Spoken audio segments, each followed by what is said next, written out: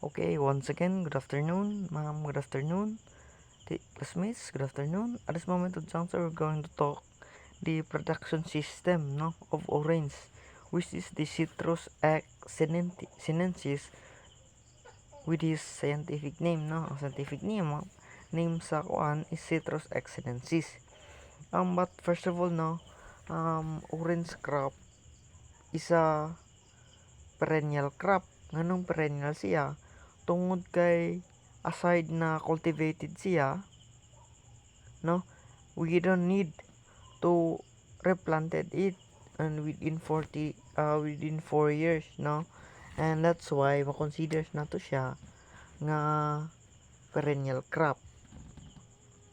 We have here the ecological requirements of orange production. Pag mayroon tag ecological, it is a place where ma-fit siya unsay kailangan nun sa yuta, unsay kalidad sa yuta or quality sa yuta para ma-fit ang ang orange sa kana nga yuta, say temperature ana mo na ecological.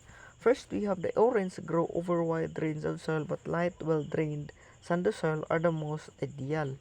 Ang kining orange sumutubo siya sa kanang mga wide range, kanang mga lapad kaayo nga mga yuta, but light well kanang batuon siya, batuon siya, sandy soil kanang dili siya batuon but sand, kanang sagol yuta kag may mga bato o basa po siya, may usa sa mga importante nga requirements when it comes in planting grow niyo sa pagpananom sa mga crop or kini nga orange. For good production, orange requires distributed rainfall or supplementary irrigation. Unsa ning supplementary irrigation? Halimbawa just like an example let's cite an example. Halimbawa nag-ulan karon. Ang ulan is dili siya enough, dili enough ang tubig para sa orange. Remember ang orange is kailangan siya nga ma-maintain ang iyang drain ang iyang ma-sustain nato ang kabasa sa yuta. Now, dili man kanang dili enough ang pag-ulan, so kailangan nato mag-irrigation, kailangan nato ato na siyang tubigon, tungod kay dili enough ang kanang ulan mo na siya supplementary, kumbaga i-supplement kanang dili enough, then atong kanang atong tubigon mo na supplementary. A good source of water is therefore essential in orange farming. Dako pud kayog tabang ang maayo nga gikanan ang limpyo nga tubig. Water requires vary according to weather condition, but as whole the ideal range is between 450 mm to 2,700 per year, muna siya ang kailangan nun sa per year, pero nagawari usab kita sa ulan, sa mga timpo or sa mga temperatura mo ulan nun nagawari, pero ang kaning 450 mm or 2,700 is mao dun ang kailangan ang range kailangan nato per year ni siya, Orange can be grown from altitudes as low as 200 above sea level. Areas of low humidity are most ideal. Kanang low humidity kanagong low humidity kanagong cool, kanang bugnaw kaayo, kanang munay kasagaran ma-fit ang orange. Such climate change ang nakakaana is kanang climate change kanang low humidity is nakatabang pud siya to reduce the intensity of diseases, kanang mapugnan niya ang pagpadaghan sa mga diseases. A dry, hot, cool at night climate also favor kanang dry, init karon, then pagkaon niya init karong adlaw init, and pagkaugma usab or pagkaon niyang gabi is bugnaw, dako kay nag-favor, dako kay nagkaayuhan sa color sa orange. Citrus requires temperature range from 130 centimeter from 30 degrees to 350. Optimum temperature is 25 to 350. Extremely high temperature may be harmful, especially during flowering or if cool temperature are followed by a hot period. Pag high na kayo, extremely nga high na kayo, nakadaot sab na sa orange production. Kanang kuan kaayo, kanang ang orange production kanang kung extremely high temperature, ang una kayong maapektuhan na is kanang kuan niya, kanang flowering, no? During flowering kanang mga kuan kayo, kanang weak pa, no? Weak pa na siya ang during flowering, so dali ni siya masunog, no? Gamay lang nga pagka kuan ana or pagka tandog nimo ana, dunay possibility nga ang mga kuan ana, ang mga flower ana is mahulog sila, no? Damage occurs in the form of flower, fruit or leaf, no? Flower pagbulak niya mo na sa among unang gidamage sa leaves or sa fruit niya mo yun na ang unang nangako ano kay kanang dili kay na sila ligon, no? Especially during flowering, no? Dili kay na ligon nga mo connect sa kuan sa kanang trees. Where winds are problems, windbreak shelters should be planted. Pag nana ka na sa mga sitwasyon, kailangan i-planta nimo, no? Ang mga pangpuwong, mga break, mga planted nga para maprotektahan nato, no? Ang kining gitawag nato nga orange. Varieties, we have 3 varieties here. The Washington, no? Kanang Washington Neville, kanang makitan sa inyo sa malamis nga dunay mga tao nga nagkaon. Then to be specific, mga dato no na nagkinasahay and nakakini usahay and makita niyo sa lamisa nga na ni, no? Kaning variety is Washington Neville is present gyapon ni siya, no? Valencia, kaning Valencia mo siya ang juicy kaayo, no? Gamay ni siya pero juicy kaayo, no? Kaning cultivate nga ano nga variety. Juices has high soluble, solids and rough skin. Hamlin, kaning hamlin is a sini, gamay kani siya, no? Pero ang iyang pan is smooth and shiny, meaning kanang kung dili gaspang, dili siya rough, no? Muna siya hamlin nga variety. Now let's talk about the orange propagation. Doon natin duha ka propagation na adri di kwanta sa picture na magbasa ta sa picture, doon tayo duha ka mga propagation diri the vegetative propagation and also the propagation by seeds. Ang kining vegetative propagation, no, is kuan ni siya. Halimbawa, no, let us put the first picture as a orange plant, diba? Muna si vegetative propagation, diba? Makita nato sa first picture nga sa parent plant, sa number 1 picture parent plant. Makita yung nga nagbulikog, no? Kanang dili siya muuyon sa uban, no? Kanang naglahi siya. Sa second picture, giputol siya ng plant cutting, giputol siya. Sa third picture, kumbaga gitanom na siya balik, no?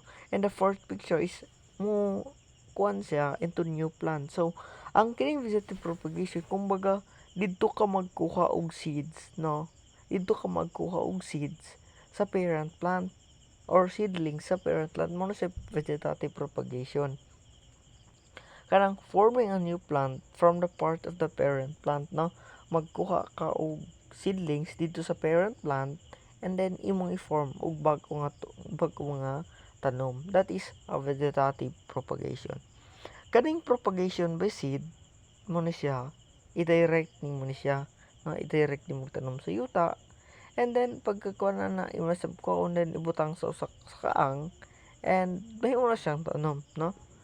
Ang nakalahi lang ani is mas dali mamunga ang kining vegetative compare nimo diri. It takes 2 to 3 years para mamunga. O i-compare nimo aning propagation by seeds, dugay ka siya mamunga, no? Ang kailangan mahawa ni, no? During propagation, kailangan mahawa ni, or especially kanang propagation by seed, mahawa ni mga perennial grass. Example kini no, kanang mga perennial grass kanang mga ancestor grass nga pila na ka tuig no makita nimo sila dra nangawala muna say mga perennial grass. Example is kini, no. Okay, we have here the layout and spacing, no, kaning layout and spacing. First, it is important that the trees are aligned straight in the row and across rows. Kailangan daw nga straight, no, para dili kayo gubot. Kailangan ay, no, ilabi na sa pagpamunga, kailangan ng spacing mo na magagamit ka og mga measurement, no, like kaning tape, string, and pegs. For each hole, the topsoil should be separated from the red subsoil. Kaning topsoil, ngano kailangan ni separated? During mga pagbangag nato, kailangan ni separated siya, no? Ngano man? First of all, ang topsoil is the most abundant part of the soil. Munang kailangan nato ibuwag ni siya, kay ngano man, kay mas abundant ng topsoil compare nato sa kaning red subsoil. Munang kailangan nato ibulagi na nato ang topsoil, no? We have the remove the polythene kanay. Pag mananom ta gikan og seedlings, kailangan i-remove nato ni. Ug mananom ta kailangan kuhaon kining itom, no, kaning polythene slips, and place it seedlings in center of the holes. Cover with the soil up to the original, kailangan i-cover nato kani, no, i-cover nato ni siya, no, up the original kaning original height sa sleeves. Layout gihapon, then ang first picture, explain nato ang picture kaning layout. Kaning nga layout, no, kani siya. Ano kailangan ta mga layout niya ani? Ang purpose ani nga stake, no, kini is to erect, meaning kailangan mga mutindog, no, pataas ang kuan. Ang kuan sa shape, ang shape daw sa kaning orange is kailangan umbrella shape. Morning gitam na nilang erect kay nga naman para walay mga sanga nga mutaas pero kanang bulikog, no, kanang dili siya straight. Munay purpose ani nga stake is to make the plant erect sa to pa mutaas siya or mutindog siya nga straight. Next, we have the cross pollination. Nay canopies, no, gi-highlight na ko dara. Ang meaning sa canopies is ganun na canopies. Ang canopies manggod muna sa ang mga tent, no? Ang mga tent, during flowering manggod, kailangan ni mo tent, ganun man. Kita mo, na mga plants na kuan, na mga plants na pagkaon ni mo, ang lasa is dili siya. Halimbawa, magkaon kag lansones, di ba? Usahay dili siya lansones, no? Na mga inana nga mga kuan. And because of cross-pollination, maybe, ganong cross-pollination siya. Tungod kay, halimbawa, ang bee kay nitungtong sa lain nga plant during flowering, and then nitungtong sa kuan, nipatong sab sa flowering sa orange or sa calamansi or sa kuan ka, lansones, mong usahay nga, dili magkayon, mahimong edible, no, mawala ang lasa, no, sa kining ginatawag nato nga plant tungod kay sa cross pollination. Mo na isa sa mga purpose nganong na tent is to protect the flower of the plant from cross pollination, baby. And then after the trees are fully grown, leave it, no, ay kani during first 3 years. Halimbawa nang pagkakaroon, and pagka 3 years manam na kag mga cover crop dira, no, mga cover crop dira or unsa ba nga mga cover nimo dira, itanom nimo siya for 3 years, na nga naman para makultivate ang yuta, no, makultivate ang yuta. And then kailangan sab nimo na ampingan ang root, no, ang kanang root kanang gamot sa kuan, no, root sa orange, kay dali kay siya masama, dali kay siya malata, no. Citrus usually after the trees are fully grown, kailangan pag makita nimo nga grown na kaayo, no, or nidako na ang trees, kailangan imo na siyang ibiyaan mo siya as a leaf, as a monocrop, no, kailangan specific na ang crop sa kanang specific area na wala na laing crop kundi ang kini gitawag na to orange.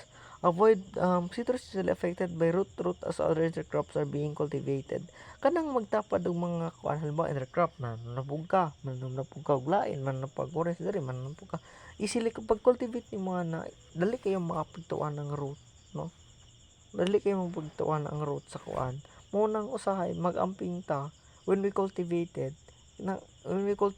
di kaning kuan, no? Kailangan mag-amping ta. Kaya nga naman ang root mo na is dali kay siya masama, dali kay siya malata, no? And avoid planting the cover crop ever close to stalk kanin. I-avoid daw nato ni, no? Yung mga planta dulan na. We have fertilizer here. Sa picture is ang unang ginatong buhaton is kaning dap. I-apply nato na during kanang soil, no? Manure.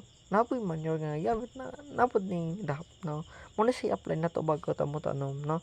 And kuan ani is 20 grams per hole and 10 to 20 kilograms usap ang manure nga kailangan isawol nato sa yuta, no? And mix together and put back up planting, no?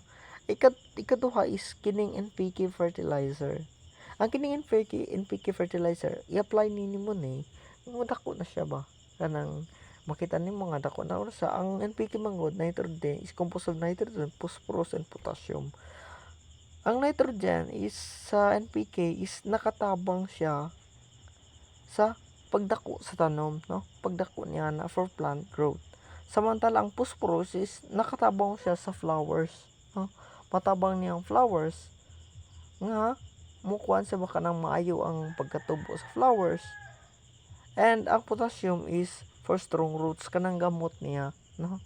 Prong pangamot sa gi-combine na silang tulo and giusan na paggamit and we called it NPK, no? Pero tulo ang resulta na or tulo ang matabangan, roots, fruit or kanang flowers and the grow ang pagpadakuan na.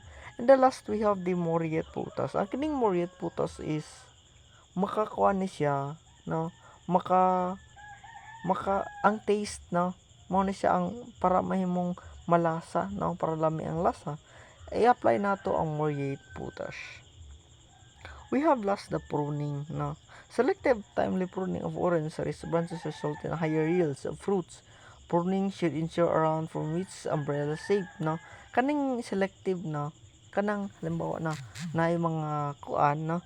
Na mga sakit, no? I-select nato kanang halimbawa sanga-sanga na siya pero tagsa-tagsa lang yung mga kuan ay ang mga bunga, kailangan nato na i-pruning para mo gawas, para mo tubo na siya pag-usap og mahimong anyo na siya, na anyo na ang mga bunga or mga sanga-sanga nini, no? And umbrella shape daw, no? Kanang pa-impressive pa kayo ang porma sa kuan, no? Growing seedlings require air and sunshine, no? Abundant sunshine reduce insect pests and disease and encourages good quality fruit growth. It is advisable na prune manage the tree to about 34 in height, no? Pag mo kuan na, ang height na is pag mo kuan na kanang maghimo sa 5 meters, kailangan na nimo i-pruning. Ano man ang main reason gud nganong kailangan ta mag-pruning is para makontrol nato halimbawa na sa katong sa ika-6 ka sanga na dito ang sakit, kailangan na sang putlon, no? Para kuan dali kay makontrol, no, ang mga sakit, no? And trees should not left be grow at higher than 5. This makes harvesting and pest and disease control difficult, no? Maglisod ka control and maglisod usab ka og mga kuan na pag kanang pag-ani, no, sa mga bunga or pagkuha sa bunga in harvesting.